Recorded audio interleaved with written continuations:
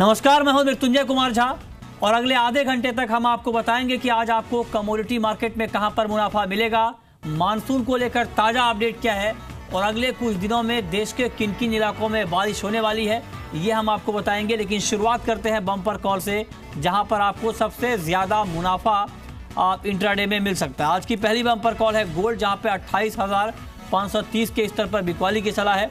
28,400 रुपये का टारगेट होगा। 28,600 रुपये के स्तर पर आप स्टॉप लॉस लगा सकते हैं। दूसरी महत्वपूर्ण कॉल जहां पर आपके लिए कमाई के मौके होने वाले हैं, एल्युमिनियम, और 120 के स्तर पर बिकवाली की सलाह है। 118 रुपये 50 पैसे का टारगेट होगा।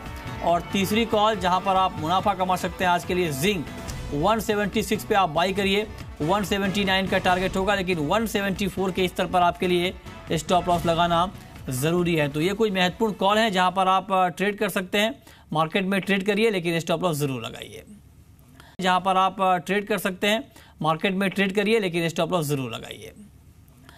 चलिए आगे बढ़ते हैं और आप सबसे पहले बात करते हैं मानसून की। मानसून को लेकर अच्छी खबर आई है और अगले हफ्ते भर तक मानसून की रफ्तार तेज़ रहने वाली है। लगातार मौसम विभाग की तरफ से ये रिपोर्ट आ रही है और आपको बता दें कि 3-4 दिन में दिल्ली, हरियाणा और पंजाब में मानसून की दस्तक संभव है, ये बात कही जा रही है। और पश्चिमी राजस्थान में भी 1-2 जुलाई को मानसून यहाँ पर दस्तक दे सकता है, ये बात स्काईमेट ने कही है। मध्य प्रदेश, पूरे गुजरात के ज़्यादातर इलाकों में अच्छी बारिश की उम्मीद है और सोमवार को देश भर में सामान्य से 8% ज़्यादा बारिश हुई है। इस पर ज़्यादा अपडेट के लिए हमारे साथ फोन लाइन पर हैं स्काईमेट के chief metrologist Mahesh Palawat. Mister Palawat, स्वागत है आपका कार्यक्रम में। क्या आपको लगता है कि जिस तरह से मानसून को लेकर के लगातार अच्छी खबरें आई हैं, क्या ये माना जाए कि अगले हफ्ते भर तक मानसून की रफ्तार और बेहतर रहने वाली है? हाँ जी, ये अभी जैसे आप देखेंगे कि सेंट्रल इंडिया और ईस्ट इंडिया और दिल्ली तक मानसून अभी थोड़ा पीछे चल रहा है, 6 से 7 दिन पीछे चल रहा है। तो अभी अगले 2-3 दिनों में मानसून रफ्तार पकड़ेगा, यानी आज कह सकते हैं कि आज रात या कल सुबह से दिल्ली और एनसीआर में भी बारिश शुरू हो जाएगी। और फिर जो अभी पटना तक पहुंचा हुआ है ईस्ट में, वो 2-3 दिनों में दिल्ली तक आने की उम्मीद है, क्योंकि पूरे इलाके में बारिश होगी। और जो 28 तारीख डेट है, तो हो सकता है कि 29 या 30 तक दिल्ली में आ जाए। और गुजरात को कवर कर चुका है लगभग पूरा, तो साउथ राजस्थान, एमपी, दिल्ली, हरियाणा, उत्तराखंड और पंजाब, ये सारे इलाके वो 2-3 दिनों में कवर करेगा।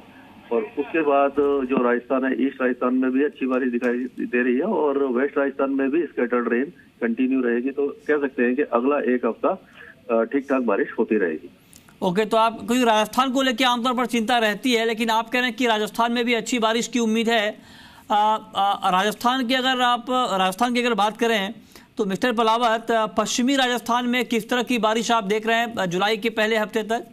अभी देखिए, पिछले 24 घंटों में भी अच्छी बारिश देखने को मिली है, जो वेस्ट राजस्थान के कुछ डिस्ट्रिक्ट हैं। और आगे भी ये फेयरली वाइड स्प्रेड रेन नहीं होगी, यानी जो लगातार बारिश होती है कि धुआंधार बारिश, ऐसी तो नहीं है, लेकिन स्कैटर्ड रेन, यानी कहीं हो गई कहीं नहीं हुई, तो ये लगातार जारी रहेगी अगले हफ्ते तक।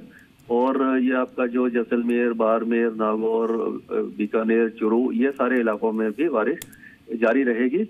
लेकिन जैसे कि आप मानसून में होती है कि लगातार बारिश होती है, उस तरह की बारिश नहीं है, लेकिन पैची रेन होती रहेगी। ओके, मिस्टर पलावत, अब चूंकि जून का महीना खत्म होने वाला है, अब तक मानसून की चाल बेहतर रही है। जुलाई में चूंकि खरीफ की बुआई ज्यादा होती है, तो पूरे जुलाई महीने के लिए क्या फोरकास्ट है आप लोगों का? देखिए, जो जुलाई का पहला हफ्ता है, या कह लीजिए कि पहले 10 दिन है, वो अच्छी बारिश है लगभग पूरे इंडिया में। केवल साउथ पेनिसुला में थोड़ी सी कम हो सकती है, जैसे रायलसीमा, तमिलनाडु वगैरह में, और इंटीरियर कर्नाटका में, साउथ इंडिया कर्नाटका में। बाकी जगह पे बारिश अच्छी रहेगी पहले 10 दिनों तक, और उसके बाद हो सकता है थोड़ी बहुत कमी आए, लेकिन जो पहले 10 दिनों में अच्छी बारिश होगी, तो उससे खरीफ की बुआई के लिए अच्छे रास्ते खुल सकते हैं। ओके, ठीक है। चलिए, बहुत बहुत शुक्रिया आप मिस्टर पलावत, आपका हमसे जुड़ने के लिए और मानसून के ऊपर ताज़ा अपडेट देने के लिए। तो मानसून को लेकर ताज़ा खबर ये है कि अगले 5-7 दिनों तक अच्छी बारिश होगी और देश के कई इलाकों में अच्छी बारिश की उम्मीद यहाँ पर जताई गई है। हमारे साथ 2 और एक्सपर्ट हैं। हमारे साथ अरविंद प्रसाद हैं कोटक कमोडिटी के, और साथ ही हमारे साथ रेनिशा चेनानी हैं मोनार्क कैपिटल की। आप दोनों का बहुत बहुत स्वागत है कार्यक्रम में। अरविंद, अभी आपने स्काईमेट के साइंटिस्ट को सुना, ऐसे में क्या आपको लगता है कि ग्वार सीड, ग्वार गम, चूंकि ये दोनों काउंटर मानसून को लेकर काफी सेंसिटिव हैं, तो यहां पर क्या आपको लगता है कि बिकवाली करके चलना बेहतर रहेगा? देखिए, मेरे हिसाब से जिस हिसाब से बारिश का फ्लो देखने को मिल रहा है और जैसे अभी फोरकास्ट किया गया है कि नॉर्दर्न पार्ट ऑफ इंडिया में बारिश अगले हफ्ते तक हो जाना चाहिए, मेरे ख्याल से काफ़ी हद तक प्राइस में जो है डिस्काउंटेड हो चुका है। एक तो गुआर सीड गुआर गम का फंडामेंटल बेरिश होने की वजह से मार्केट में भी नेगेटिविटी देखने को मिल रहा है और स्टॉक लेवल जो है काफ़ी हद तक बढ़ के है। तो मुझे लगता है प्राइस जो है अभी 3200 के आसपास चल रहा है, हो सकता है और थोड़ा सा नेगेटिव ट्रेंड पे चले, करीबन यहाँ से और एक 100 से 150 रुपये तक नीचे आने का उम्मीद कर सकते हैं। गुआर सीड जो है 3000 लेवल तक भी आने का उम्मीद कर सकते हैं और गुआर गम उसको फॉलो करते हुए हमको लगता है कि 6500 के नीचे भी आने का उम्मीद कर सकते हैं। तो कुल मिलाकर के गुआर सीड गुआर गम जो पिछले 5-7 ट्रेडिंग सेशन में काफ़ी हद तक फॉल देखने को मिल रहा है, वो शायद एक्सटेंड होना चाहिए और एक 3-4% नीचे आने का उम्मीद कर सकते हैं शॉर्ट टर्म के लिए। तो सेल ऑन राइज ही स्ट्रैटेजी होना चाहिए। और जैसे हमने बताया कि गुआर सीड जुलाई कॉन्ट्रैक्ट को करीबन 3200 के आसपास सेल कर सकते हैं और टारगेट जो है 3100 का टारगेट रखेंगे। स्टॉप लॉस जो है 3260 के ऊपर मेंटेन करेंगे। ओके, तो आप कह रहे हैं कि ग्वार में अभी बिकवाली करके चलना बेहतर होगा तेजी पर, इस पर आप नज़र रखिए। मानसून को लेकर अच्छी खबर आ रही है और इसका सीधा इम्पैक्ट आपको प्राइस के ऊपर दिखेगा। इसके अलावा अरविंद प्रसाद, आपका व्यू सोयाबीन और सोया तेल के ऊपर क्या होगा? क्या इन दोनों काउंटर में अभी आपको कुछ ट्रेडिंग अपॉर्चुनिटी दिख रही है? पहला चीज़ तो मैं सोया ऑयल का बात करूंगा, जैसे क्योंकि सोया ऑयल काफ़ी हद तक इंटरनेशनल मार्केट से क्यूज ले रहा है। जैसे अभी हम देखते होंगे सोयाबीन का प्लांटिंग प्रोग्रेस जो यूएस में काफ़ी तक अच्छा ही हो रहा है, करीबन 96% तक भी आ रहा है और उसकी वजह से सोया ऑयल में काफ़ी हद तक प्रेशर देखने को मिल रहा है। इनफैक्ट इंटरनेशनल मार्केट में हमने देखा कि 33.50 सेंट से लेकर के वापस अभी 32 सेंट्स के नीचे आ चुका है। उसका काफ़ी हद तक का इफेक्ट जो है इंडियन मार्केट में देखने को मिल रहा है और हमको लगता है कि हमारे हिसाब से सोया ऑयल जो है काफ़ी हद तक और नीचे आने का उम्मीद कर सकते हैं। पोजिशनल ट्रेड के हिसाब से हमको लगता है सोया ऑयल जो है जुलाई कॉन्ट्रैक्ट 615 तक का भी आने का उम्मीद कर सकते हैं। जैसे अभी रेट चल रहा है 626-627 के आसपास चल रहा है, तो पोजिशनल रेट के हिसाब से 628 पे सेल करेंगे, 615-16 का टारगेट रखेंगे और स्टॉप लॉस जो है 635 के ऊपर मेंटेन करेंगे।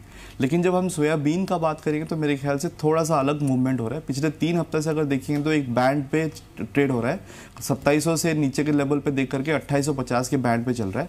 अभी रिसेंटली खरीफ का एमएसपी डिक्लेयर हुआ जो सोयाबीन के लिए करीबन इंक्लूडिंग बोनस करीबन 300 रुपया डिक्लेयर किया गया है। उसके चलते हुए थोड़ा सा पॉजिटिविटी हुआ है, लेकिन हमको लगता है कि जिस हिसाब से अभी एकरेज नंबर बढ़ने का उम्मीद कर रहे हैं और मानसून का अच्छा सपोर्टिव फैक्टर हो रहा है एकरेज नंबर बढ़ने के लिए, हो सकता है कि सोयाबीन में जो थोड़ा बहुत तेजी अभी 2 हफ्ते से हमको देखने मिल रहा है या 2-3 हफ्ते से जो देखने को मिल रहा है वो शायद सस्टेन ना करे। लेकिन टेक्निकल पर्सपेक्टिव से अगर जोड़ें तो हमको ये ध्यान रखना होगा कि 2870 लेवल जो है जुलाई कॉन्ट्रैक्ट के लिए एक टेक्निकल रेजिस्टेंस बनता है। जब तक वो लेवल ब्रेक नहीं करता है, हो सकता है जो गेन 2 हफ्ते से हमको देखने को मिल रहा है वो वापस नीचे की तरफ आ जाए और भाव जो है 2800 के नीचे आने का उम्मीद कर सकते हैं। तो ओवरऑल पर्सपेक्टिव जो है सोयाबीन में भी वीकनेस होने का। ठीक है, और सीपीओ और मस्टर्ड पर क्या कॉल है आपके अरविंद? सीपीओ और मस्टर्ड में क्या करना चाहिए? देखिए, सीपीओ जो है कुल मिला के मलेशियन मार्केट को ट्रैक करता है। अभी रिसेंटली डेटा आया जून 1 तारीख से लेकर के 20 तारीख तक का जो एक्सपोर्ट डेटा आया सीपीओ का, उसमें काफ़ी हद तक नेगेटिव एक्सपोर्ट्स नंबर्स दिखाया जा रहा है और उसके चलते हुए प्राइस जो है बीएमडी में भी काफ़ी हद तक गिरा हुआ है। हालांकि 2 दिन से मलेशिया मार्केट थोड़ा बंद है क्योंकि ईद सेलिब्रेशन की वजह से, लेकिन हमको लगता है इंडियन मार्केट में पाम ऑयल जो अभी स्टेडी है वो शायद अगले 2-3 दिन ट्रेडिंग सेशन में काफ़ी हद तक और नीचे आने का उम्मीद कर सकते हैं। तो हमको लगता है पाम ऑयल जो करीबन यहाँ से 3-4% नीचे आने का उम्मीद कर सकते हैं और शॉर्ट टर्म में बीएमडी पाम ऑयल जो है 2400 रिंगिट के नीचे आने का उम्मीद कर सकते हैं। इनफैक्ट अपना शॉर्ट टर्म टारगेट जो है 2340 तक का। तो कुल मिला के सीपीओ जो है अभी भी बेरिश है। इसके अलावा अगर मस्टर्ड का बात करेंगे तो मस्टर्ड भी काफी हद तक करेक्ट हो चुका है और यहाँ से और 3-4% नीचे आने का उम्मीद कर सकते हैं। तो कुल मिला के एडिबल ऑयल कॉम्प्लेक्स जो है थोड़ा सा बेरिश ट्रेंड पर रहने का उम्मीद। ठीक है, आपका व्यू जीरा के ऊपर क्या होगा? क्योंकि जीरे में एक तेजी का माहौल बनता हुआ दिख रहा है, क्या मार्केट में भी आपको और तेजी की संभावना दिख रही है जीरे में? देखिए ये टेम्पररी गेन्स देखने को मिल रहा है और इसको एडवांटेज लेना होगा तो मेरे ख्याल से बाइंग कर सकते हैं शॉर्ट टर्म के लिए। जैसे मान लीजिए जुलाई कॉन्ट्रैक्ट अगर 18,500 या 18,400 के आसपास मिलता है तो बाई करेंगे। एक स्ट्रिक्ट स्टॉप लॉस 18,300 के नीचे मेंटेन करेंगे और टारगेट जो है 18,800 से लेकर के 19,000 तक का टारगेट मान सकते हैं। तो जो भी मैंने बाई रिकमेंडेशन दिया वो वेरी शॉर्ट टर्म के लिए रहेगा और 300 से 400 रुपए का तेजी के लिए ही बाई किया जा सकता है। ठीक है, कॉटन में क्या व्यू है आपका? कॉटन में अभी बाई या सेल?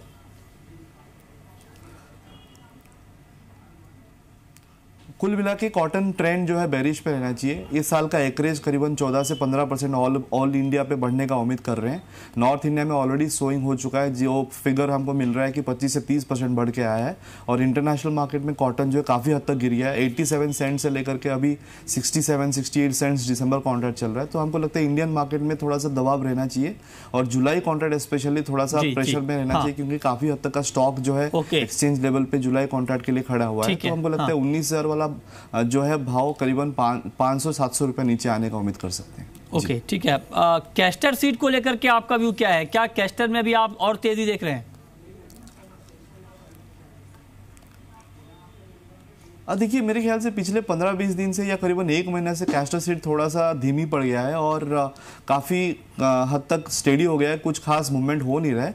मुझे लगता है जैसे कि 4,200-4,100 के आसपास थोड़ा सपोर्ट ले रहा है टेक्निकल लेवल पे और वहीं से हो सकता है थोड़ा बहुत रिबाउंडिंग हो, लेकिन काफ़ी खास कुछ कंफर्मेशन नहीं है कि वो 5,000 लेवल हो जाए या 4,700 हो जाए, लेकिन एक रेंज में रहने का उम्मीद कर सकते हैं। और अगर किसी को ट्रेड करना होगा तो 4,200 के नीचे स्टॉप लॉस मेंटेन करके 4,600 तक का टारगेट मान करके चल सकते हैं आज पोजिशनल ट्रेड के हिसाब से। चलिए आगे बढ़ते हैं। अब बात करते हैं गोल्ड और सिल्वर की। लगातार 2 दिन में गिरावट का माहौल यहां पर बनता हुआ दिखा है और 28,500 के नीचे आ गया है एमसीएक्स पर गोल्ड। और इंट्राडे में हालांकि मार्केट अभी थोड़ा सा उस लेवल से रिकवर हुआ है। रेनिशा, क्या व्यू है आपका सोने और चांदी के ऊपर? क्या आपको लगता है कि अभी गिरावट जो आई है बुलियन में ये अभी कंटिन्यू रहने वाली है? हाय मृत्युंजय, गुड मॉर्निंग। हमने देखा गोल्ड एंड सिल्वर प्राइसेस में कंटिन्यूसली सेल ऑफ आ रहा है पिछले कई दिनों से, बिकॉज फेड का जो स्टैंड है वो हॉकिश रहा है। एंड कल जो बड़ा सेल ऑफ आया था $20 का सेल ऑफ 1 मिनट की ट्रेड में आया था and almost 18,000 ounces of gold COMEX पे हमने देखा था कि बिके थे। एंड इस वजह से हमने देखा काफ़ी इस सेल ऑफ बना रहा, बट एज हमारा मार्केट बंद था हमने देखा कि प्राइजेस जल्दी ही रिकवर हो गई। तो मुझे लग रहा है जिस तरह से मार्केट ने इतना बड़ा सेल ऑफ एब्जॉर्ब कर लिया है तो थोड़ी बहुत यहाँ पे बाइंग आ सकती है एंड बॉटम फिशिंग की जा सकती है, बिकॉज सारे जो नेगेटिव फैक्टर्स है ऑलरेडी डिस्काउंट हो चुके हैं प्राइसेस में। सो इंट्राडे के लिए मुझे लग रहा है एक शॉर्ट कवरिंग आ सकती है प्राइसेस में। अगर 28,550 के ऊपर प्राइसेस सस्टेन करते हैं गोल्ड के एमसीएक्स पर तो बाइंग करनी चाहिए। We can see the targets like I think 500 के ऊपर भी सस्टेन करते हैं तो भी बाइंग कर सकते हैं for the targets of 28,620 to 650। Okay. और इनफैक्ट सिल्वर में भी मुझे लग रहा है इंट्राडे बाइंग की जा सकती है 38,350 लेवल्स के ऊपर for the targets of 38,750। Okay, ठीक है।